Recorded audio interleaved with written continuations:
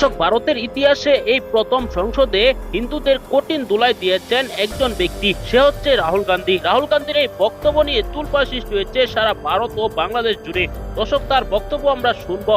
তিনি মোদীকে কি বলেছেন, এমনকি হিন্দুদের কি বলেছেন। রাহুল গান্ধীর বক্তব্যের পাল্টা জবাব দিয়েছেন নরেন্দ্র মোদী। নরেন্দ্র মোদী ও রাহুল গান্ধীর মুখোমুখি ঝগড়া, সংসদে সেই বক্তব্য আমরা শুনবো। অন্যদিকে বেগম খালেদা জিয়ার কিছু হলে শেখ হাসিনার বিরুদ্ধে কি অ্যাকশন নেওয়া হবে, এই বিষয়টি নিয়ে কঠিন হুঁশিয়ারি দিয়ে যে বক্তব্য দিয়েছেন বিএনপি নেতা কর্মীরা, সেটি আপনাদেরকে দেখাবো এই ভিডিওতে। অবশ্যই ভিডিওটি না টেনে পুরো ভিডিওটি দেখবেন। চ্যানেলে নতুন হলে সাবস্ক্রাইব। সম্মানিত দর্শক, সম্পূর্ণ ভিডিওটি দেখলেন।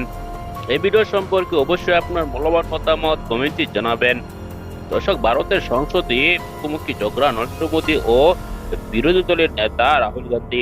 রাহুল গান্ধীর বক্তব্য শুরুতেই এমন কথা তিনি বলেছেন, সংসদ উত্তপ্ত হয়ে উঠেছে, সকলেই তার বিরুদ্ধে অ্যাকশন নিতে চলছে।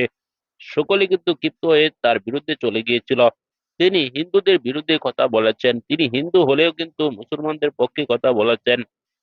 তার বক্তব্য আপনারা শুনেছেন। অন্যদিকে বিএনপির নেতা কর্মীরাও কিন্তু হুঁশিয়ারি দিয়েছেন, বেগম খালেদা জিয়ার যদি কিছু হয়ে যায়, অসুস্থ অবস্থায় মারা যায়, তাহলে শেখ হাসিনার কপালে গতি আছে, এরকম তাই হুঁশিয়ারি বার্তা দিয়েছেন।